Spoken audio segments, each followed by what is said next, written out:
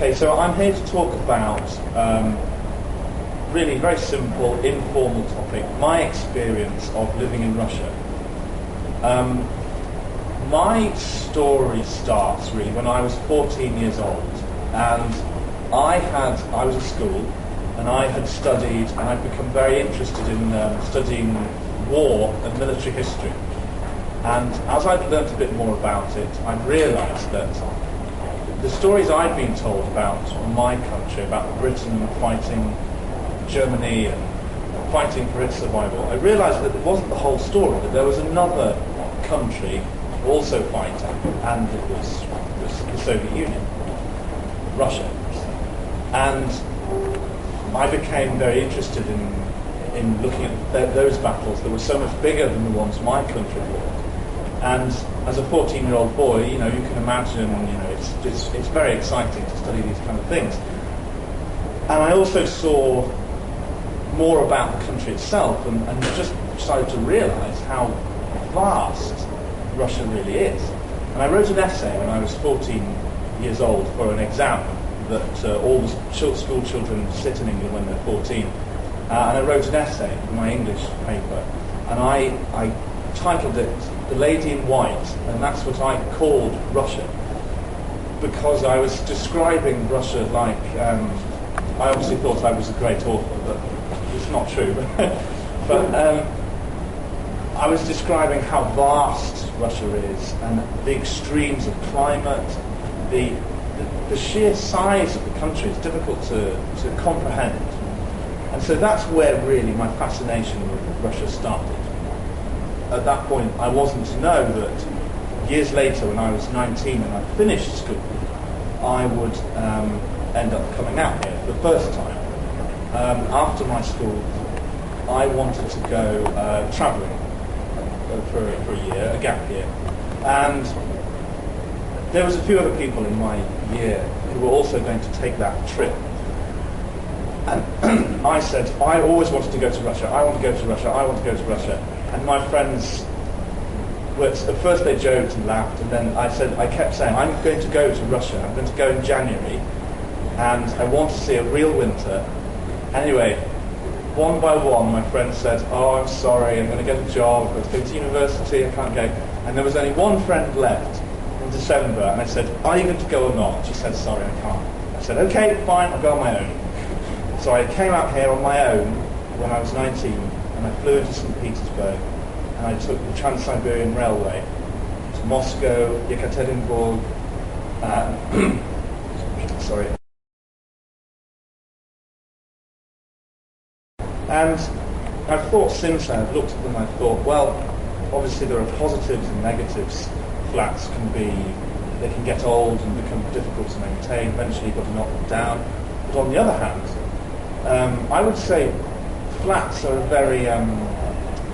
they provide an equality for people living in them, so that everyone can share the same experience. In Britain there's a problem, and in America, of underneath the social niceties, some people are secretly trying to say, oh, my house is better than yours, I got this, this and this, and they're trying to compete with each other. Well, everyone does it to a degree, but in Russia I think there's a common experience that people have, that I've live in a flat now in Russia as well, and you think, oh, I share the same sort of experiences that many other Russians share. Moscow's expensive, very expensive. It's more expensive than London, and in terms of, I suppose as a foreigner, I'm going to pay a bit more.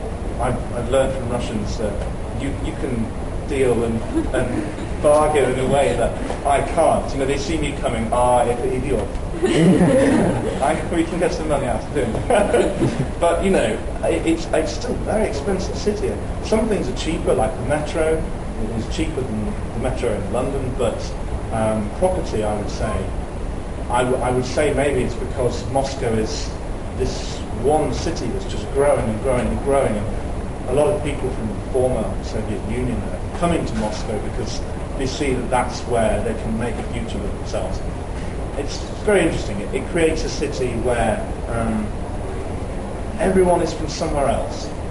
a lot of people say they're from Moscow, but when you actually ask them, oh, well, I'm not actually from Moscow, I'm from lots of different places. So London has a similar effect, but there is many people in London who say I'm a Londoner, and they are a Londoner, they've lived there all their life. But I'd say Moscow, especially given the recent history of Russia, is a city where everyone's from somewhere else. There's good and there's bad, but it makes it a very exciting place to live, I'd say. More on houses, landlords and rents. It's interesting to see how the whole experience works. And luckily, when we moved in, we had a lady, Russia Today, gave us a house hunting agent to help us find a house, or we'd have been living like Bonch. But she helped, and when we sat down to sign the contract with our first landlord, it was like World War III. There was a massive battle. We didn't understand what was being said. They were shouting. But so the English have one day where they maybe eat as many pancakes as Russians do in a year. And I think it's the wrong way to do it. So if I can try and bring pancakes back to England, I'll definitely do that, because I think you've got it right. And the English have not quite worked as hard yet. Yes, so Russian food, I think it's fascinating. And desserts as well. Your cakes and various torts, I'd say, you've definitely got that right.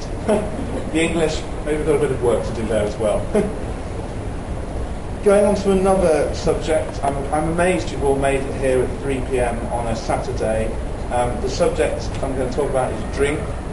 I don't know if any of you were drinking last night, maybe? Possibly. Well, well done to make it here, if you were. Drink is obviously a big part of English culture, and it's a big part of Russian culture. And that's one thing we can share. The English like to drink flat, warm beer, which most people in the world find disgusting. I can understand that. I don't know why we like it, but we do. The Russians, when I come here, I've tried to understand a bit more about Russian drinking culture, obviously vodka drinking.